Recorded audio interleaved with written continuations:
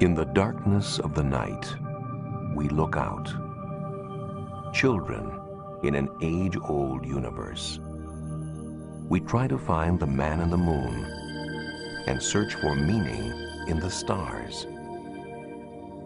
We look for answers. We look for life, perhaps not as we know it. A world away, or is it? What I saw was real. It was damn real. Over the last 50 years, reports of UFOs and of encounters with extraterrestrial beings have reached astronomical proportions.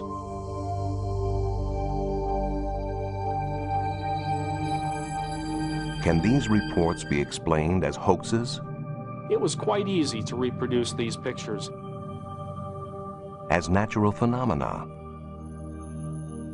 Are secret military craft being confused with UFOs? I've seen a silver flying dome in the sky that was unidentifiable. Are these sightings all in our minds? Or is there intelligent life beyond us? And are aliens closer than we think?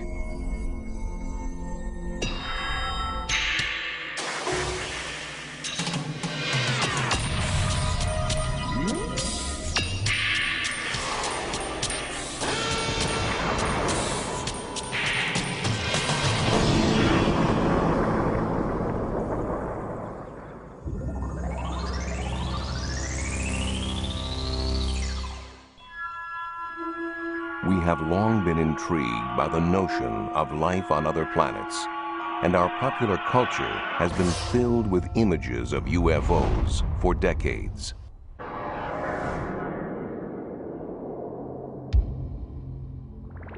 But the first widespread documented sightings of UFOs in the real world came in the closing months of World War II. The sightings we saw were, I think, were in about in the 44, in November or December then. We'd see these balls of light that would fly off the wings of our airplane. The one I saw was like a white light. A lot of the other people reporting in it saw red lights, and some of them would see some green lights, and some of them reported that they would try to chase one while they never could catch it. We would turn into it, and it would turn with us. And we'd turn away from it, and it would still turn with us. And I put my gun sights on, trying to get on it, but I never could. We flew the British Mosquito, which was capable of 450 knots, and we opened it up a number of times and tried to close with it, and we never came anywhere close to it. The pilots dubbed these unidentified flying objects Foo Fighters, but still don't know if they were German secret weapons, optical illusions, or something else entirely. I think the book is open on whether it was imagination, hallucination, or really extraterrestrial or German ground-controlled object, but I haven't seen anything in 50 years that changed the perception of what they were other than unidentified flying objects.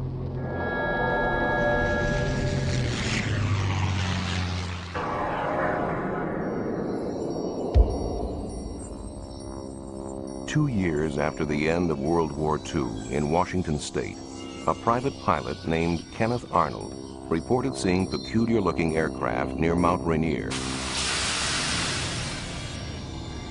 The craft appeared to wobble and flip and were flying faster than any Arnold had ever seen.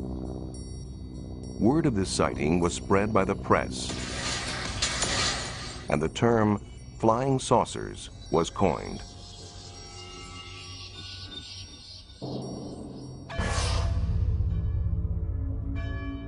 Although life in post-war America seemed tranquil enough, such reports of unidentified flying objects began to multiply. Were these UFOs Soviet reconnaissance planes? Could this explain their apparent presence around U.S. military bases? Fear began to emerge. Atomic secrets could be at risk. national security at stake.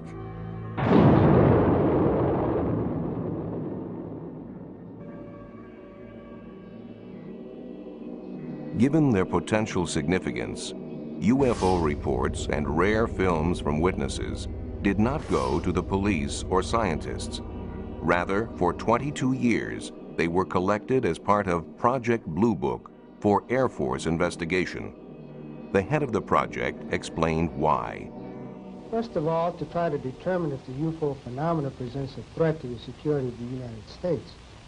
And second, to determine if the UFO phenomena exhibits any technological advances which could be channeled into research and development.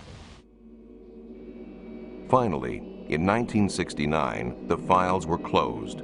The Air Force conclusion? No threat and poor data. They looked at 3,201 sightings. They categorized every single one. They did a quality evaluation of every single one. And what they found was 21% of the 3,201 cases that they examined had to be listed as unknowns, completely separate and distinct from the 10% that were listed as insufficient information. They found that the better the quality of the sighting, the more likely to be an unknown. And yet, what did the Secretary of the Air Force say to the public? He said that on the basis of this report, we believe that no objects such as those popularly described as flying saucers have overflown the United States. Still, many remained unconvinced by the official government findings, and their disbelief seemed to find support for a time in 1987. It was then that British researcher Tim Good laid his hands on a briefing document which was addressed to President-elect Dwight D. Eisenhower and dated November 1952. The papers appear to reveal the U.S. government's clandestine recovery of aliens after the 1947 crash of an airborne object in New Mexico. Those in charge of the recovery were called the Majestic 12. According to this document, a local rancher reported finding a flying saucer that had crashed 75 miles northwest of Roswell Army Airfield. During the recovery, 4 dead aliens were supposedly found. Their remains were allegedly removed and sent to several different locations to be analyzed. There was no question that the importance of these documents was monumental. I mean, nothing like it before had surfaced. It's dynamite. Proves there are flying saucers, alien visitors, the whole business. The implication is, 1, Earth is being visited by extraterrestrial spacecraft. 2, the government has known not only that that is true in the abstract, but has had pieces of wreckage and bodies of extraterrestrials since at least 1947. But not everyone was as sure. Within about 10 minutes of seeing the documents, based upon my research into UFO documents up to that time, I knew these things weren't real. Among the documents Tim Good received was a memorandum from President Truman to his Secretary of Defense. Critics claim that his signature is identical to that on another document, a problem for document analysts. Now, anyone familiar with forensic document analysis knows that a person signing their name never signs it twice in the exact same way. And that suggested to us that the signature from the later genuine non-UFO document was cut out by the forger and pasted onto this false executive order to lend an air of authenticity to it.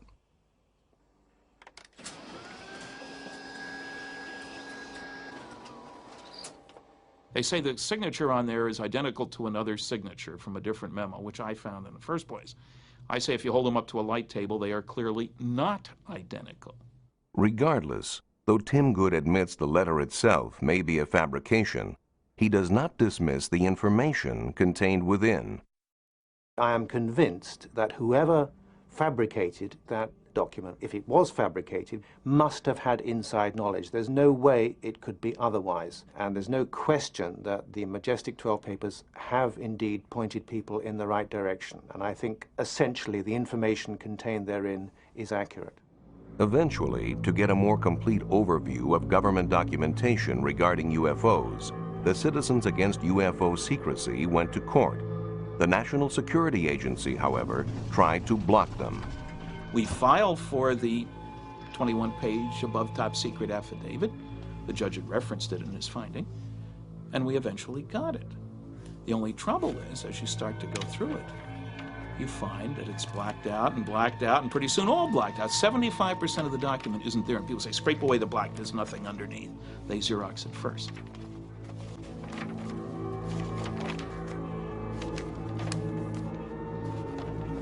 The cover-up alone is proven by the released documents, released by agencies such as the FBI, who denied any involvement in UFO research until the Freedom of Information Act showed that they'd been lying. They released 1,100 pages of documents. CIA denied any interest in the subject. Suddenly we have now, I would think, thousands of pages of UFO-related information dating back to the 1940s, which quite clearly indicates that there has been a cover-up. Certainly, the private Center for UFO Studies thinks there is validity to UFO work. Over 100,000 cases are archived there. I am convinced by over 20 years of work in this field that there is a mysterious phenomenon occurring that is being neglected by science, not by the public, but by science. And it's to science's detriment that it's doing so. Still, in other parts of the world, some scientific studies are being done on UFOs.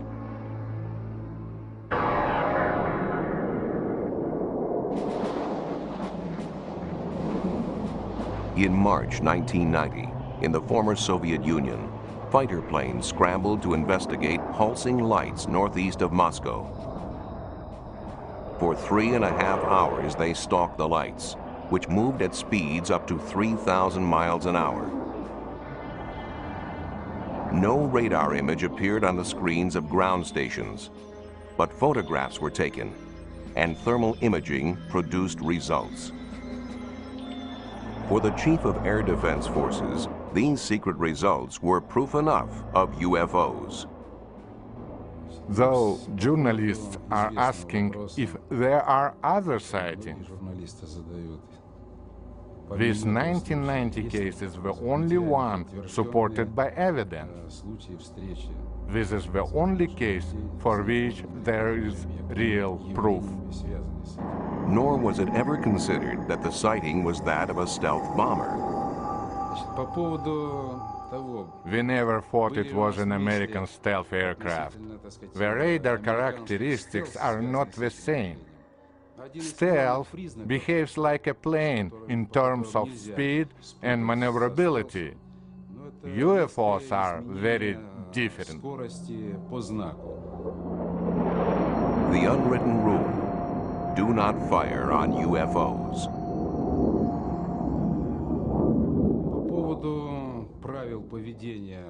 As far as official instructions are concerned, we in air defense have certain unwritten rules that mean we do not fire at UFOs.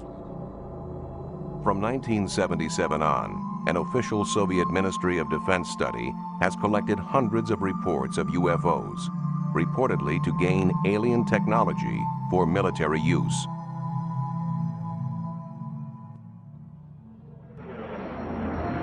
Their files list many cases. In one case, a pilot reported finding a light closing in on him, at which point his aircraft went into rapid descent. Though he landed safely, there was damage to the left wing.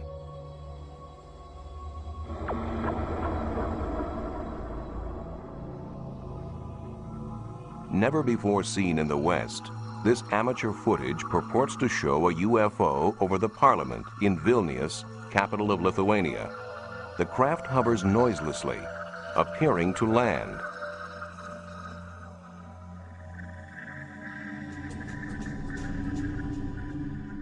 at dawn. And that it is time that world governments officially acknowledge. Local militia videotaped this nearby.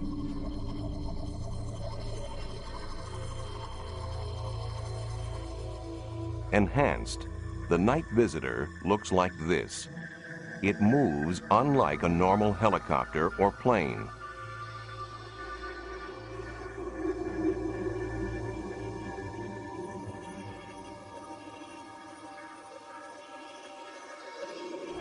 In another Soviet incident, hundreds of people thought they saw a giant UFO over the city of Petrozavodsk in northwest Russia in 1977. But studies established that it was the burning booster of a secretly launched satellite. Still, at the Soviet Academy of Sciences, such phenomena are considered worthy of serious inquiry. In addition to the country's military study, this governing body for academic research coordinates a countrywide collection of information for scientific analysis. Here, the Central Committee for the Study of UFOs gathers data from 10 other scientific academies. I would like to say a few words about our methods. For some sightings, we carry out investigations in the field.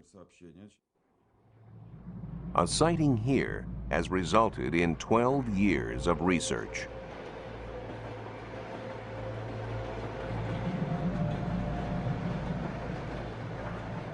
Train passengers reported seeing a UFO, a metallic craft that landed nearby. Biologist Yuri Simyakov believes there have been permanent changes to the scene. We believe this could have been a landing site. This is a very interesting place because it has such strong magnetic fields. His experiments find living creatures shun this spot. These findings are consistent with studies of other UFO sites, where the ground appears empty of all life, even microbes. Most puzzling of all, Earth samples taken from landing sites contain tiny spheres. His work has led him to conclude these spheres were extraterrestrial in origin, containing DNA, the seed of life itself. In the U.S., tests of these samples were divided. Results indicate that the spheres are either of unknown origin or common parts of groundwater filter systems. Yet some Russian researchers believe alien microtechnology is being placed here by interplanetary prowlers.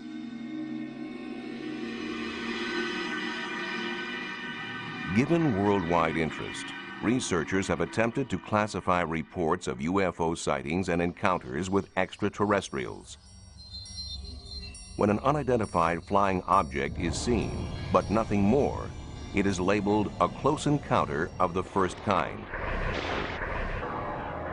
Where traces are left, it becomes the second kind. Then there are close encounters of the third kind, where people report observing aliens. In close encounters of the fourth kind, the witness actually interacts with the aliens.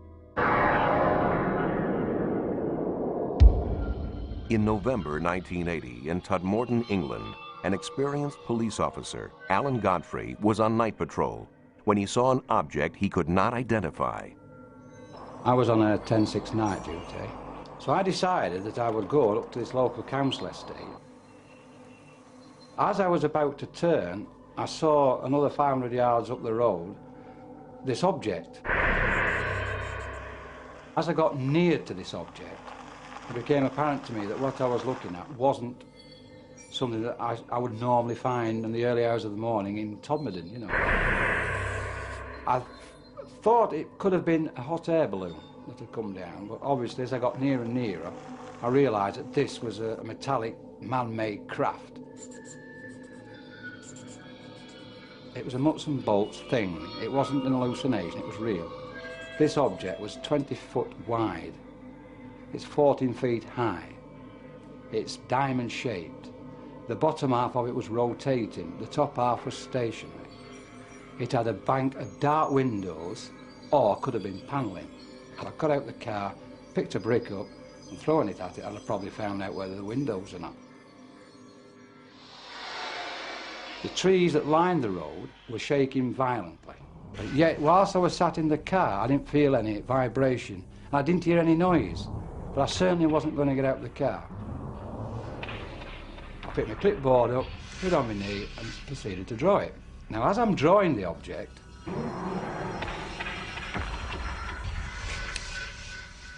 I'm suddenly at the other side of it driving a police car. And the object had gone. Gone too was a period of time. After hypnotic regression, the officer remembered more. There's a total blackness. Then there's a feeling of floating, as though either me on my own or the vehicle, whatever, is floating. Then I wake up in a room. Now in this room, there is a very tall humanoid, for want of a better word. He's about 6 foot to 6'6", very tall, thin, with a beard.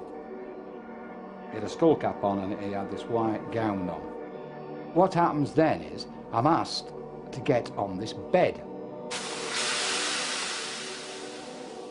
Now, the questions asked to me then is, how did he, he wants to get on? Because I said, well, his mouth's not moving, he's not talking, it's just, he wants me to get on the bed. Obviously, whatever it was having some sort of influence over my thoughts. Yet I did feel at ease with him. I felt comfortable with him. I got the impression that I'd met him before. I wasn't in fear of him or anything like that. I didn't feel in any danger. So I'm on the bed, and then these horrible little things come.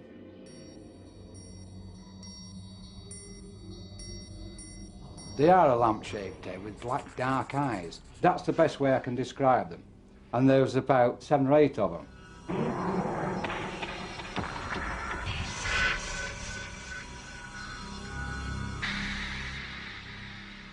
Officers nearby said they saw a light in the sky, and Alan Godfrey insists his encounter was genuine.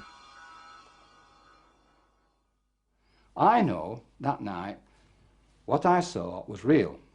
It was damn real. In 1974, in Llandrillo, Wales, residents felt severe tremors. Tremors, which some felt were not naturally caused.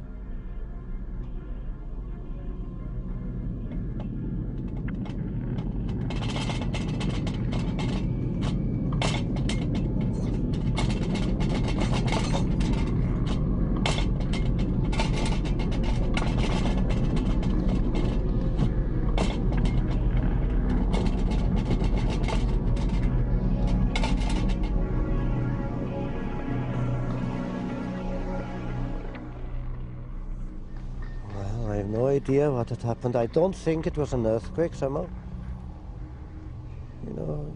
I still think it wasn't an earthquake.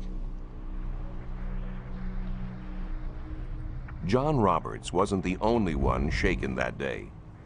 Hugh Edwards thought he saw a flying saucer. I saw this object coming along the mountain with the size of a bus, really. It's right in the middle, on two ends. Came across the mountain towards the road there. As it went over there, it dipped, and I thought it was going to crash. It dipped out of sight into the valley. Well, I'd heard so much about flying saucers, and I thought, well, this is it. And the only sound I heard of it like a shh going through the air. I was very surprised to see it, really.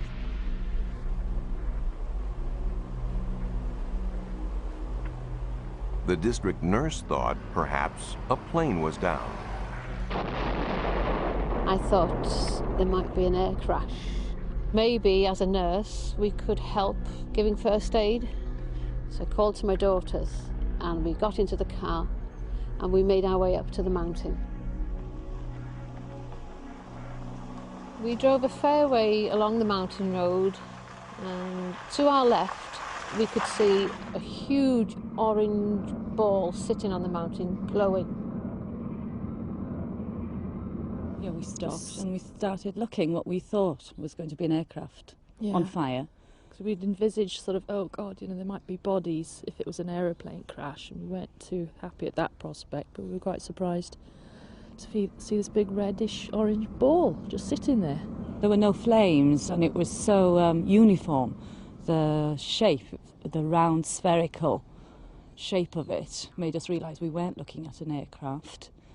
There were no flames jumping, but it was pulsating, this red orange object that we saw. And we could see little lights, like fairy lights, coming towards the object in a zigzag pattern, and we assumed at that time possibly there was someone going to see what was what. With hindsight, we realised that the search party couldn't have got there, located it and got there in the time it had taken us to go from the village up to the mountain. Yeah.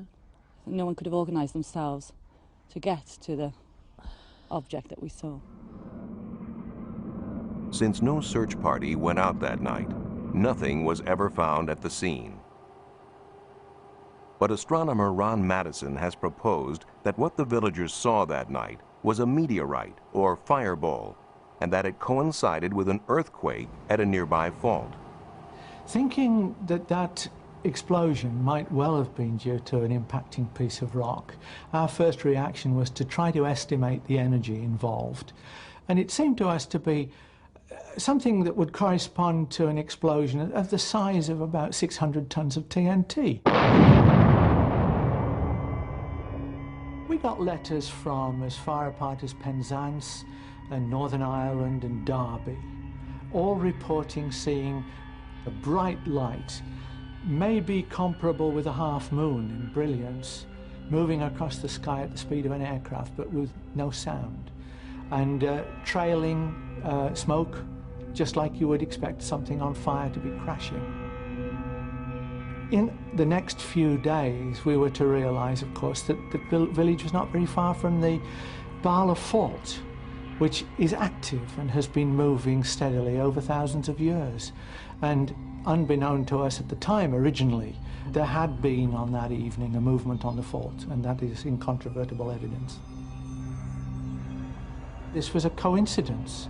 There were fireballs in the sky at the same time that there was a triggered movement along the Bala Fault.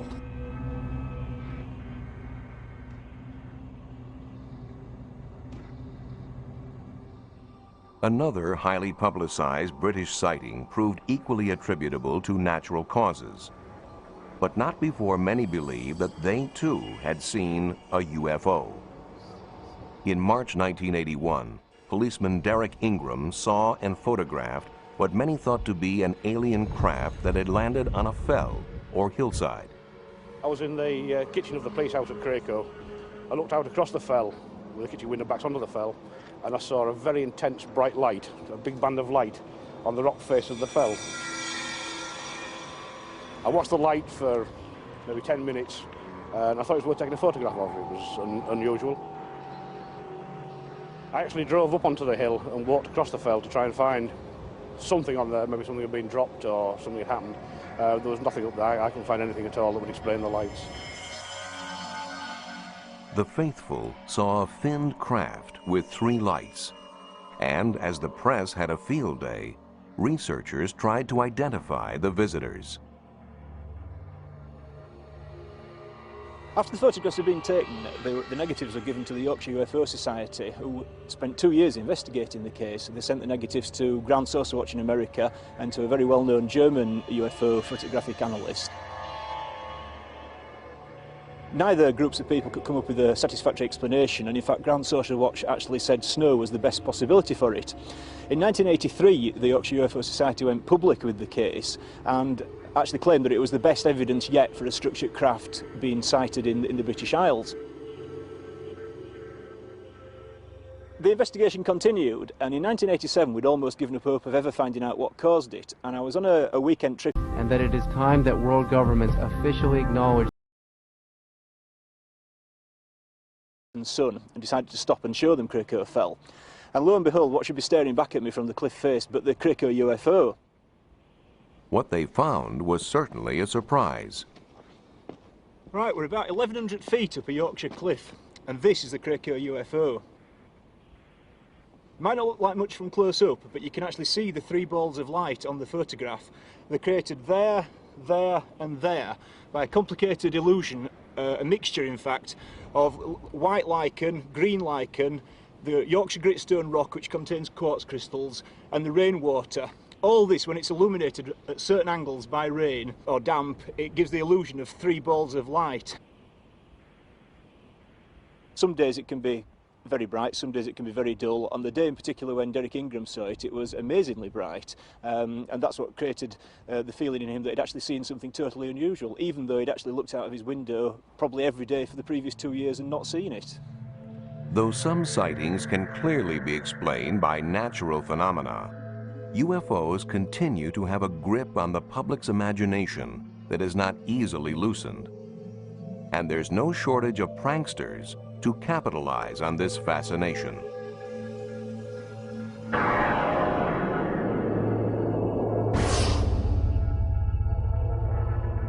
In Gulf Breeze, Florida, in November of 1987, builder Ed Walters claims he took Polaroids of a UFO 3 times as big as a house. For him, it was just one of many such photo opportunities, near abductions and glimpses of aliens.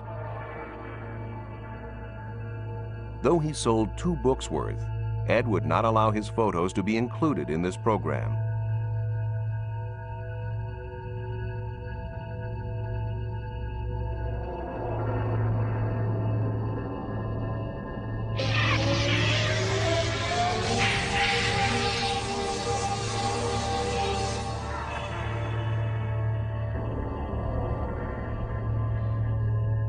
Photographs such as these are not difficult to fake with a little know-how, a styrofoam model, and the right camera. It was quite easy to reproduce these pictures. He took the majority of his early pictures, about 30 pictures, on a Polaroid 108 camera. It is very easy to double expose the film in that camera. If you don't pull the film out, you can press the button and expose that same piece of film again. You take a picture of the UFO model inside, you go outside, take a picture of the skyline, let the film develop. There you have your double exposure of a UFO flying in the sky.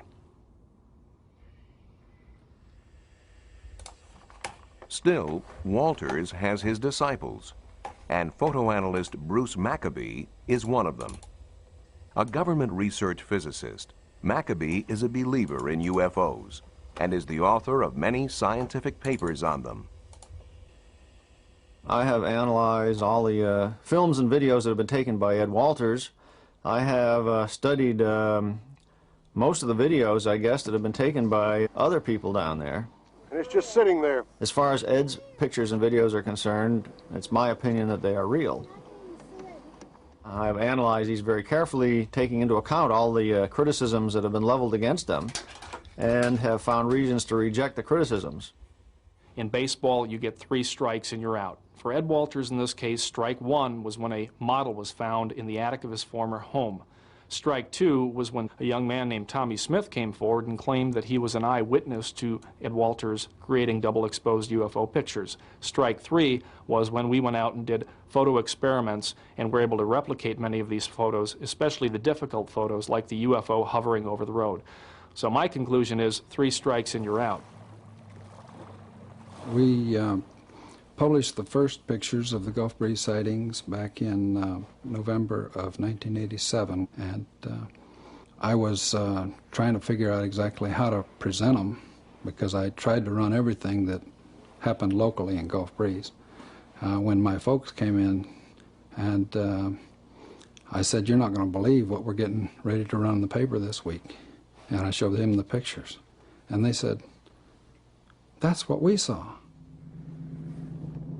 It was primarily because of the many other people in Gulf Breeze that witnessed the UFO, both the same night that Ed first got the pictures and many times after that, that the Sentinel continued to carry the story. I have had 3 other daylight sightings and over 100 sightings at night at Shoreline Park in Gulf Breeze. I witnessed over 170 sightings. These were red lights, red and white lights, over and around Gulf Breeze, Florida. I've seen a silver flying dome in the sky that was unidentifiable. Never seen anything like that before, and it was unexplainable. But just across the bay from Gulf Breeze is the Pensacola Naval Air Base. One explanation that occurs to locals is that some of the sightings are illegal pranks by naval personnel at the base.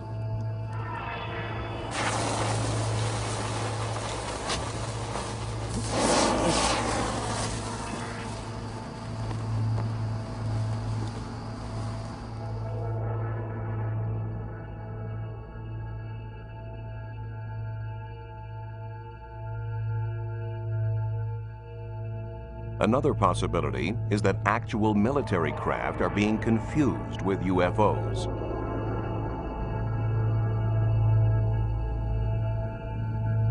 For instance, would most people recognize UAVs, uninhabited aerial vehicles, designed for stealthy reconnaissance and secret observation?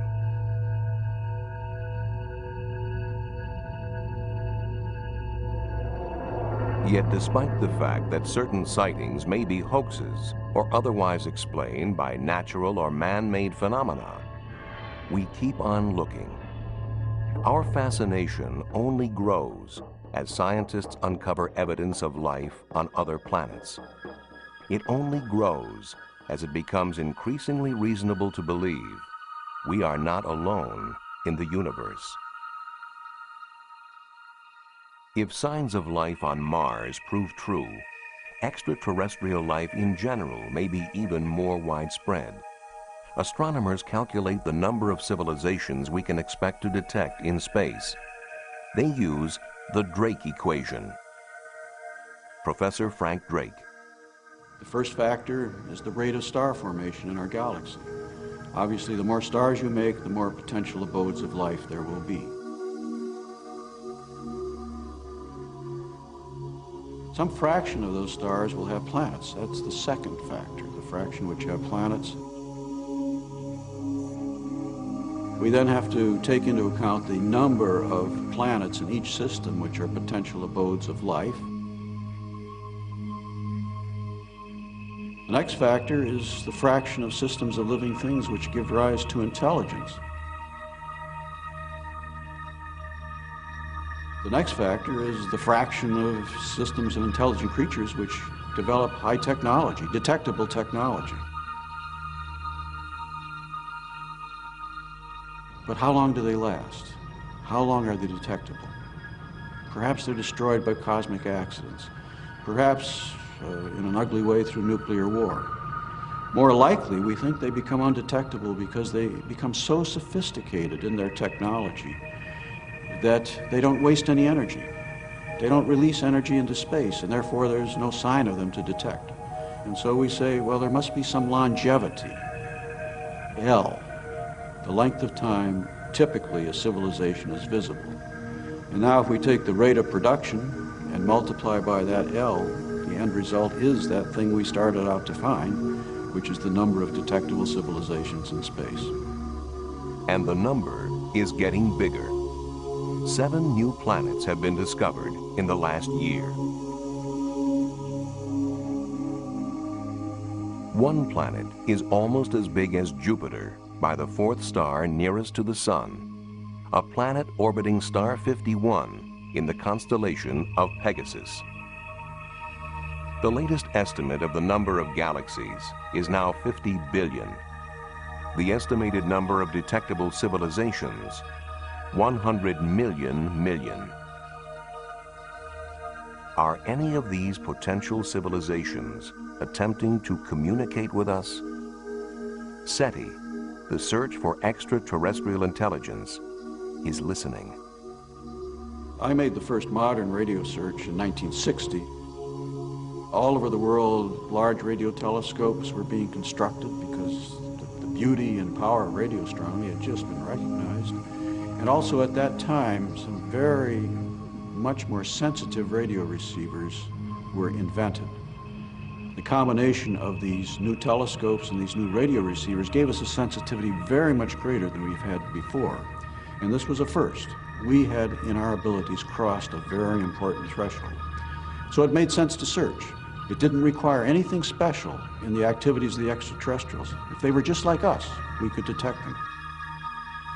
Conducting a SETI search from the Earth's surface is very challenging and very difficult.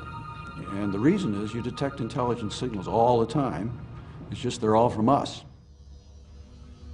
All from us, and some with an impressive shelf life. Call sign GBTT, Gulf Bravo Tango Tango.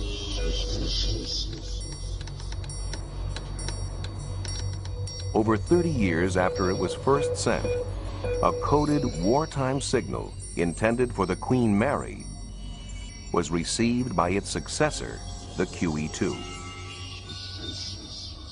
The QE2 uses the same call sign. The signal came out was addressed to Golf Bravo Tango Tango, which is the call sign of the QE2, but it was the signal letters of the Queen Mary. And the radio officer who received the signal recognized the Golf Bravo Tango Tango and thought it was for this ship. But in reality, when he received it, he realized it was a wartime signal, which had obviously been bouncing around in space for 30-odd years. Sent to the Queen Mary in the 40s, the signal arrived in February 1978. Was it bouncing through space, as Captain Arnott suggested? Or somehow intercepted and sent by someone or something we have yet to identify? Have we ever detected an intelligent signal from another world? Jerry Amon may have. Straight from a fixed source near the center of the galaxy to Ohio State University's Big Ear Radio Telescope, a telescope larger than 3 football fields.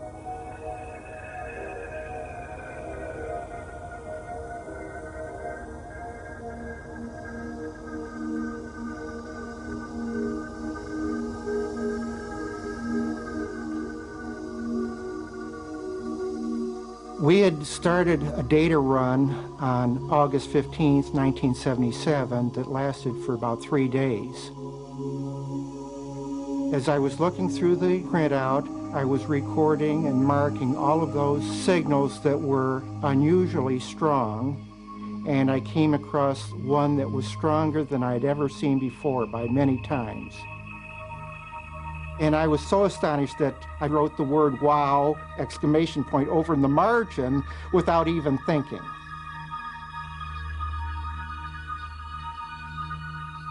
To have signals coming in only one channel indicates the possibility that this was some either unique astronomical event or that it was generated by some transmitter.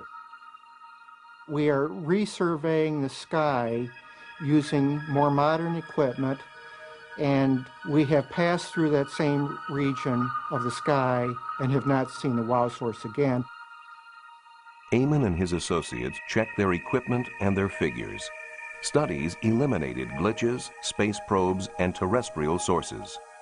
We have ruled out effectively nearby spacecraft or space debris or satellites in Earth orbit, and we've certainly ruled out anything close, very close to the radio telescope, like an airplane flying through the beam of the telescope. We have not ruled out the possibility that this is actually a signal from extraterrestrial intelligence. The transmission of a signal is one thing, but are there ways to travel these vast distances of space?